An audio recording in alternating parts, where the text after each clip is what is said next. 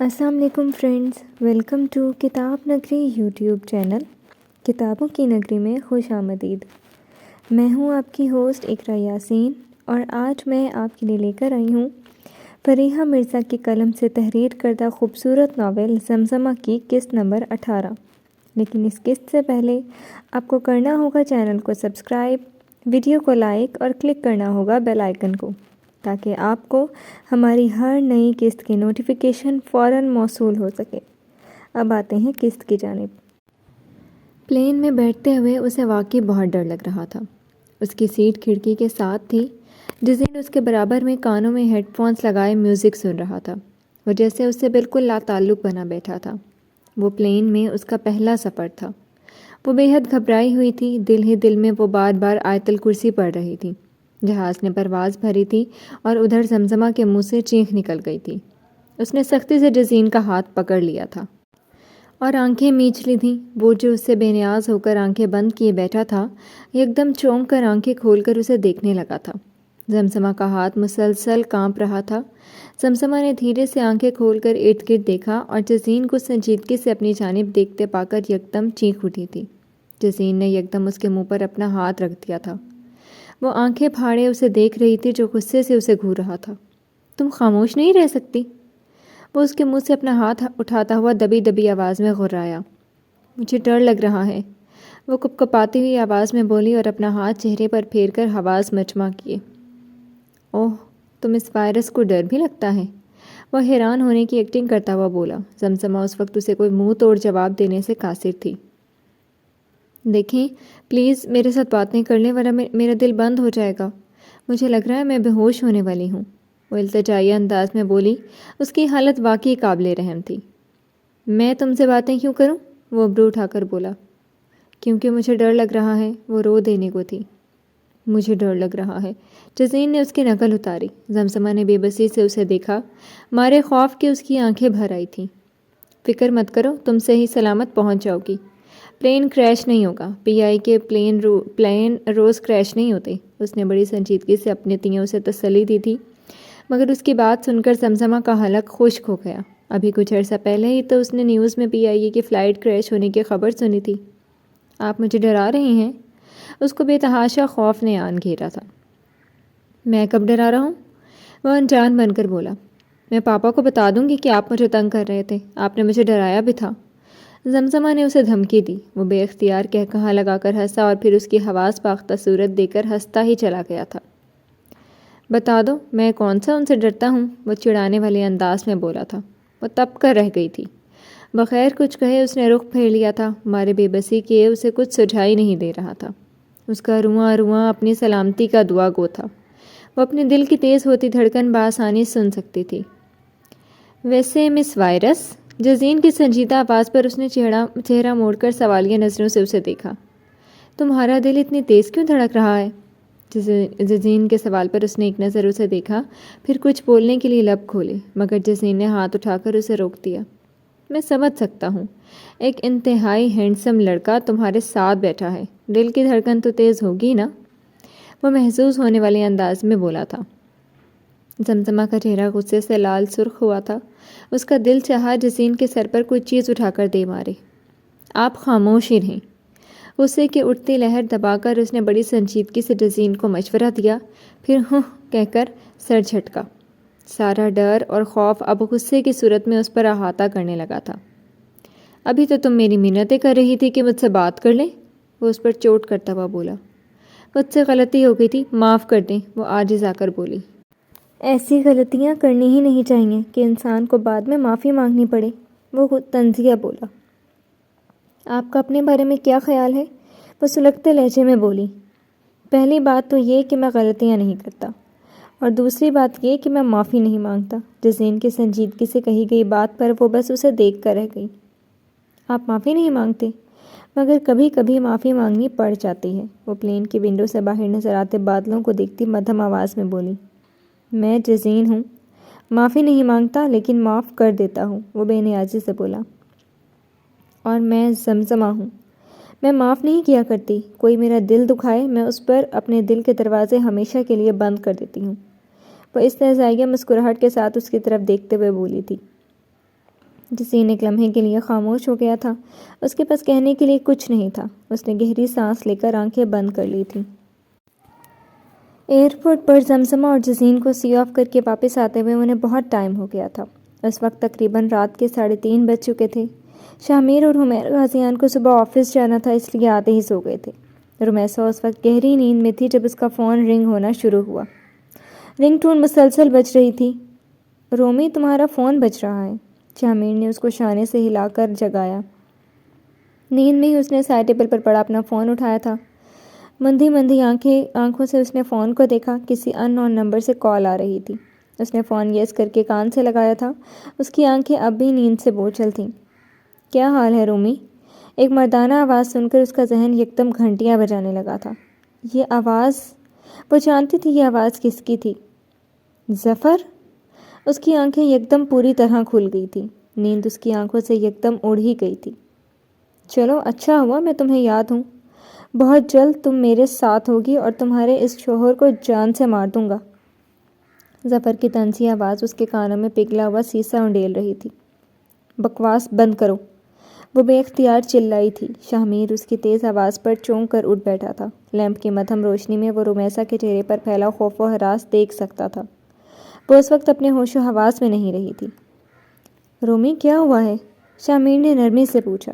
وہ کچھ کہے بغیر یکدم زور زور سے نفی میں سر ہلانے لگی تھی۔ کچھ نہیں، رانگ نمبر تھا، وہ اپنی آواز کی لرزش پر قابو پا کر بولی۔ تو اتنا گھبرا کیوں رہی ہو؟ شامیر نے پریشانی سے اسے دیکھا۔ نہیں، میں سونے لگی ہوں۔ وہ اس سے نظریں چرا کر دوبارہ لیٹ گئی تھی اور آنکھوں تک کمبل اوڑھ لیا تھا۔ اس سب کے بعد اسے اب نیند نہیں آنی تھی۔ اس کے دل میں خوف بیٹھ گیا تھا۔ وہ جانتی تھی کہ شامیر کی تسلی نہیں ہوئی، مگر وہ ڈر گئی تھی۔ چند دن ہو تو ہوئے تھے ابھی کہ اسے لگا تھا سب کچھ ٹھیک ہو جائے گا۔ وقت، حالات، سب کچھ بدل رہا تھا۔ اس کی پرسکون زندگی میں ایک بار پھر ظفر نامی پتھر نے ہلچل مچاتی تھی۔ کیوں اللہ؟ بے اختیار اس کی آنکھوں میں آنسو آ گئے تھے۔ سنیں؟ جزین گہری نیند میں تھی۔ زمزمہ کی پکار پر اس نے نیند سے بھری آنکھوں سے اسے دیکھا۔ وہ کچھ گھبرائی ہوئی لگ رہی تھی۔ کیا تکلیف ہے؟ وہ پھاڑ کھانے والے انداز میں بولا۔ مجھے بھوک لگی ہے، وہ سر جھکا کر بولی۔ تو کیا میں تمہیں کھانا بنا کر کھلاؤں اب؟ وہ چڑھ کر بولا۔ اسے اپنی نیند میں دخل اندازی ایک آنکھ نہیں بھائی تھی۔ وہ اس کے دائیں جانب اشارہ کر کے سرگوشی نما آواز میں بولی۔ یہ پوچھنے آئی تھی کہ کچھ چاہیے تو نہیں؟ میں نے سوچا آپ سے کہہ دوں کہ مجھے کھانا منگوا دیں۔ اس کے بعد پر جزین نے یکدم آنکھیں پوری طرح کھول کر اسے دیکھا، پھر اپنی دائیں جانب کھڑی ایئر ہوسٹس کو۔ ایک بے حد گہری سانس لے کر اس نے خود کو ریلیکس کیا، پھر زمزمہ کے کان میں غرایا، ایڈیٹ!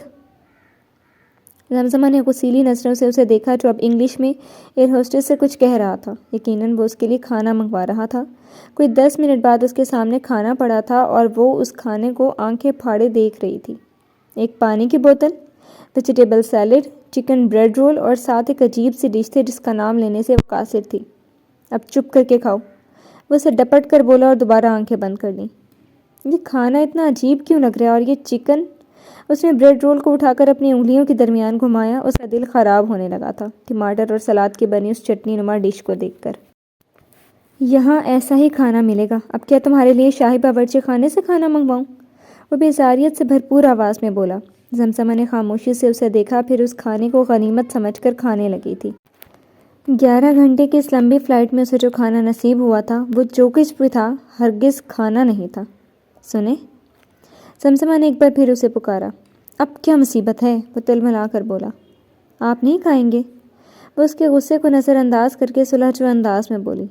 نہیں، وہ پھاڑ کھانے والے انداز میں بولا۔ زمزمہ نے ایک نظر اسے دیکھا اور پھر اس کا دل چاہا اپنے سامنے پڑی ٹرے اس کے سر پر مار دے۔ بدتمیز! وہ سر جھٹک کر بڑبڑائی۔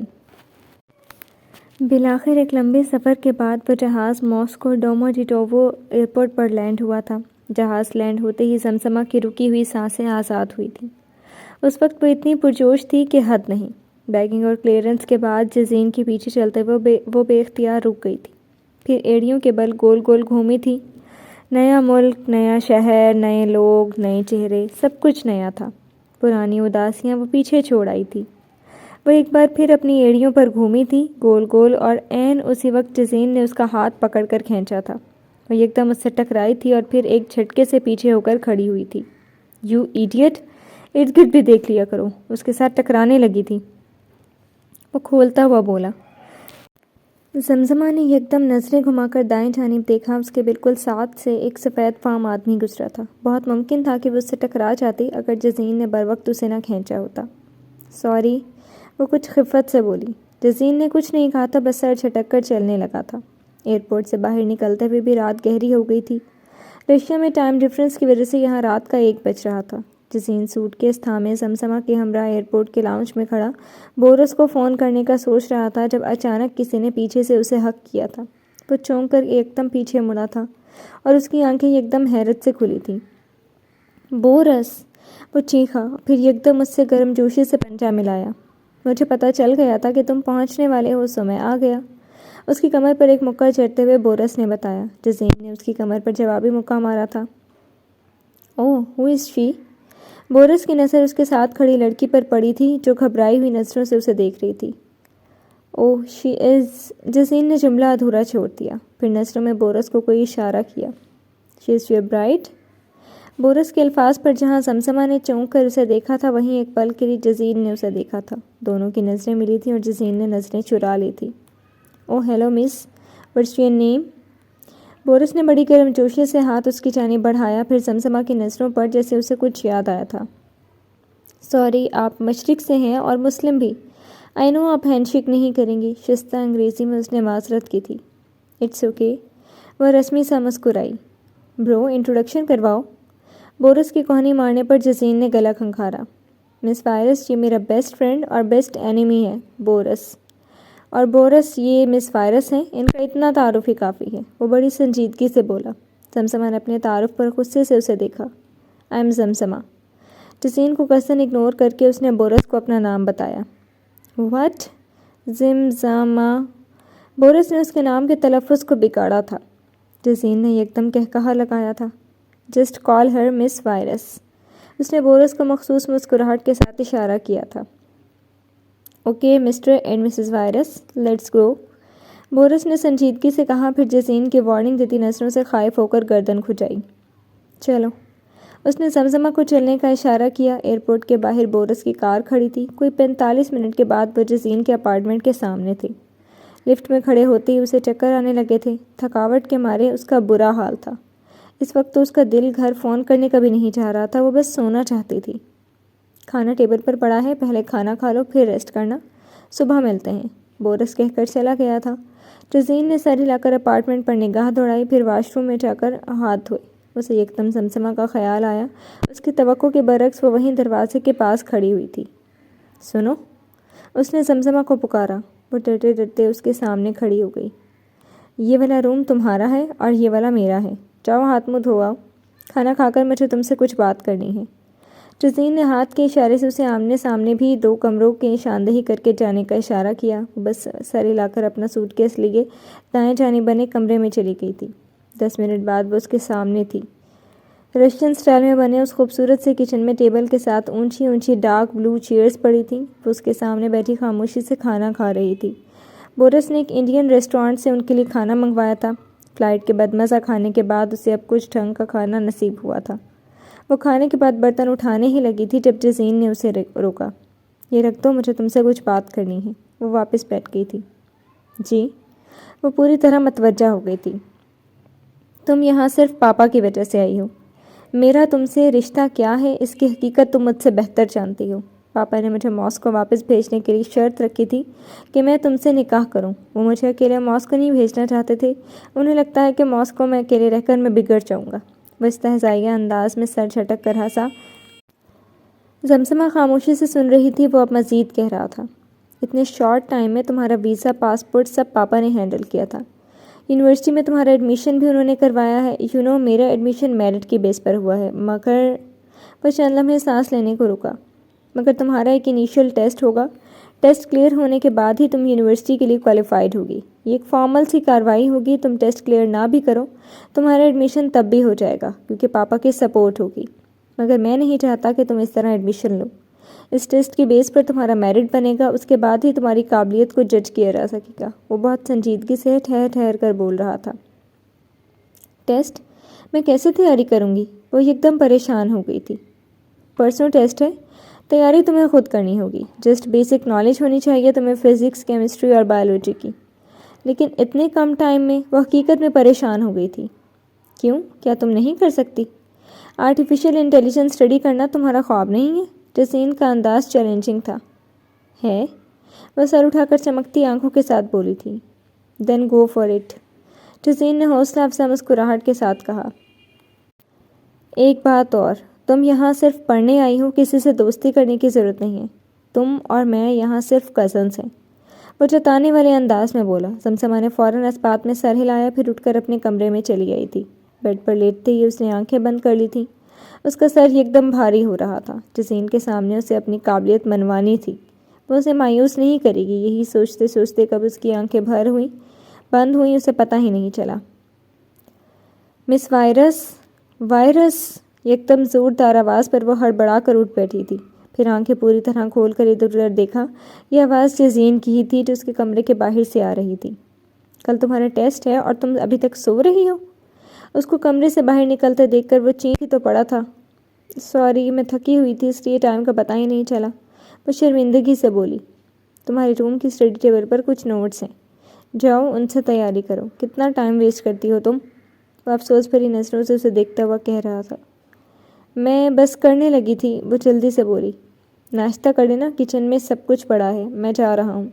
वो कुछ याद आने पर उसे ताकीद करना नहीं भूला था। आप किधर जा रही हैं? समसमा ने बेख्तियार पूछा। सोने जा रहा हूँ, वो जमाई लेता हुआ बोला था। समसमा ने शाकी नज़रों से उसे देखा, फिर सर को झटका। मुझे घर फ़ोन करना है, वो संजीदगी से बोली। मैं पाकिस्तान फ़ोन करके तुम्हारे घर वालों को बता चुका हूँ कि हम पहुँच चुके हैं। तुम्हारे फ़ोन की सिम कल रजिस्टर होगी जब तुम टेस्ट देकर वापस आओगी। अभी गुजारा करो, वो कहकर अपने कमरे में चला गया। समसमा ने बेदिली से अपने कमरे में चली आई थी। फ्रेश होकर उसने अपने कमरे के बाहर नज़र दौड़ाई। सारी ब्राउन थीम का वो बहुत खूबसूरत रूम था। कमरे के बिल्कुल सामने ग्लास डोर लगे हुए थे और हैरत की बात थी कि उसे कल ये सब नज़र नहीं आया था और बात उसके चेहरे पर गिरी थी। उसने खूबसूरत मुस्कुराहट के साथ रेलिंग पर जाकर नीचे देखा।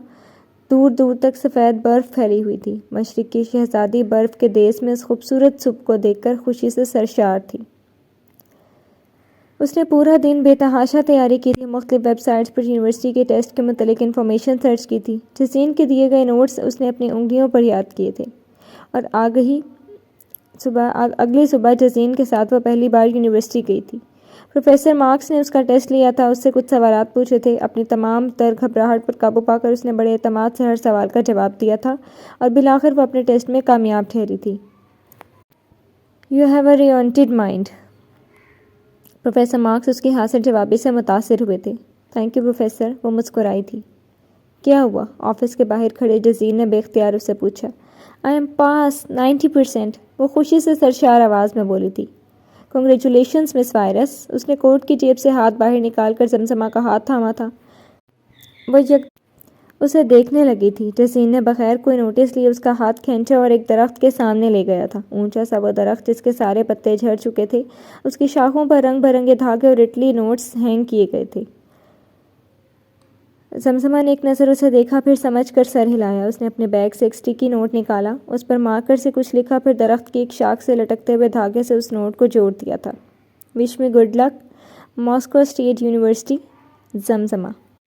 जी तो फ्रेंड्स, कैसी लगी आपको आज की किस्त? उम्मीद है आपको पसंद आई होगी। कमेंट सेक्शन में अपनी राय का इजहार करना मत भूलिएगा। फिर हाजिर होंगे नई किस्त के साथ, तब तक के लिए शुक्रिया। अल्लाह हाफ़िज़।